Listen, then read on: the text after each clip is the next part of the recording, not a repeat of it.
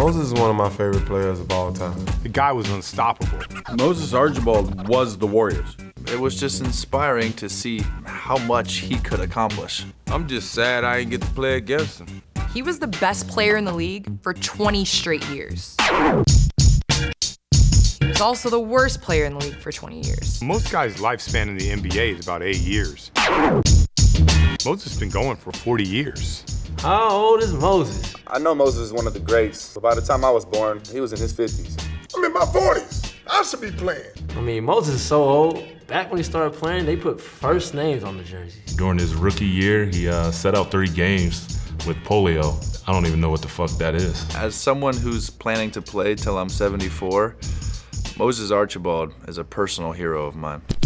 He's a spot-up, stand-still shooter. One day you just wake up and you're just old and you just can't play a lick. I think the way he plays, he probably still has 1 more year left. They say every pro athlete dies twice. Once when he retires, and the second when he actually goes in the ground. So after 50 seasons, I think it's time for me to hang up my jersey forever. See you guys on the court. Go Warriors.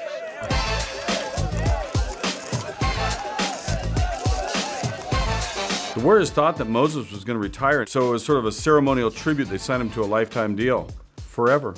There was a lot of hope heading into the season. I think a lot of guys wanted to send Moses out the same way he came in, with the championship.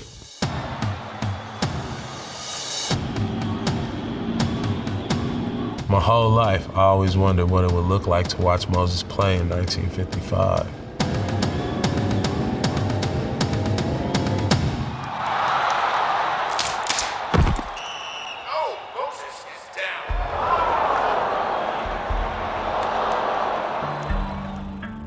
I mean, who sprains both ankles on a tip-off? 70-year-old man, I guess. That was devastating, but at the same time, the guy was fucking old. Look at you young fellas, man. Don't waste your youth. I'm telling you. Moses was tough. Nothing was gonna stop him from showing up for the team every day. Tell him everything he knows, man. He's got to go one-on-one. You know when they say certain players are really good in the locker room? He wasn't. Baron, hey, man, forget the play. Yo, that's you all day, man. Forget what the coach is talking about. He became a problem. He was going to bring the whole team down from the bench. When you get in there, line up on that man, pull his pants down. Yeah, I seen on SportsCenter he ordered a pepperoni pizza. A little meat sauce, some extra cheese. Cheap ass made everybody else pay and chip in, man. I was like, unbelievable. Y'all need to help out a little bit, because, you know, they charge a little extra for the pepperoni. And we got some coupons, so y'all be ready to grab them coupons. His whole last season turned into a love fest. Every home game, every road game. It was a giant farewell thank you tour. Every arena we went to had a whole pregame ceremony planned for him.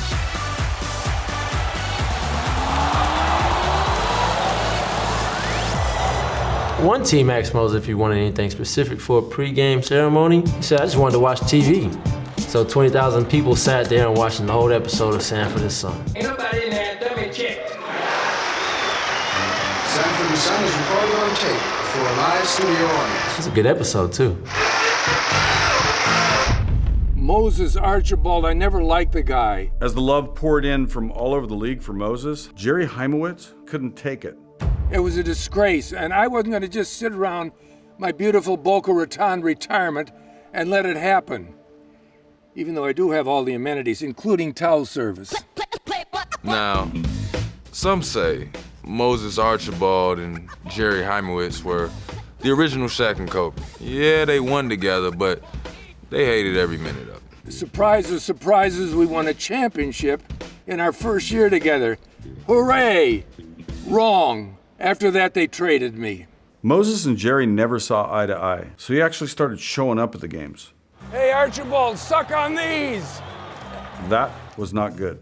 Jerry Heimowitz is a legend in his own right, but damn, he came at Moses hard. Take this, you fuck! Sorry, no offense intended. I mean, dude, hard. All this meshuggahs before every game, terrible. When I retired, I was given a handful of corned beef without mustard and a card that says, Hope you like the meat. No refunds. Get the hell out. Hey, you old butthole! Lord knows what else is wrong with you, huh? Your cholesterol sucks! Your cholesterol sucks! Your cholesterol sucks! And so do you! As the season went on, Jerry wasn't really having an effect on Moses, so we wondered if he might, do something crazy. Hey, Archibald! Archibald! Archibald! Hey! You're number one! I hate that guy. He's a big slug. Then Moses, he pushed Jerry over the edge. Yeah, I seen Jerry Heimovitz up in the stands tonight. Doesn't faze me none. I mean, if he wants to settle things once and for all, then he needs to just come down on the court where the real men are who don't have pacemakers. It was on. Period. Full stop. Today, I'm happy to announce that I've just signed a one-day contract for the final game of the season to play for the Cleveland Cavaliers. I don't know what the hell a Cavalier is, but I'm sure I'll find out. Anyway, let the games begin and let Moses be warned. Any questions? I can't hear you. No, I didn't want everyone to ask a question. Hey, look, I was promised a sandwich. Talk. The Cleveland Cavaliers and the Golden State Warriors. No excuses. No excuses. I want the pressure on everybody, and let's find out who shows up. The night of that last game, everything was tense. Make some noise! Big name players are playing at a high potential.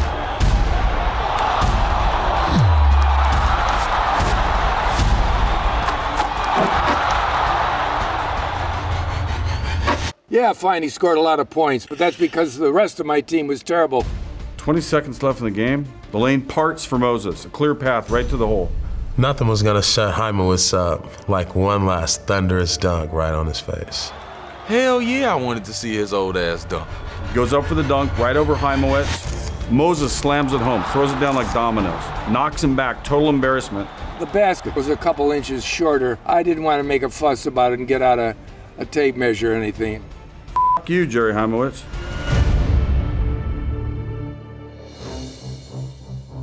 If he had just ended it there, it would have been the perfect ending to an amazing career. But that wasn't Moses. When he held that press conference, everyone assumed Moses was retiring. That's what it was about. I'm very excited to announce I've signed a 20-year deal with the New York Mets. No one could have expected he was going to go play baseball. As far as Mets contracts go, I can promise you this won't be the worst one. Let's go Mets. You hear me, rabbit ears? Number one and number two. Sorry. You couldn't trash talk Moses because he would just turn off his hearing aid. If I played him one-on-one, he wouldn't have got 20 years. He would have quit after the first 5.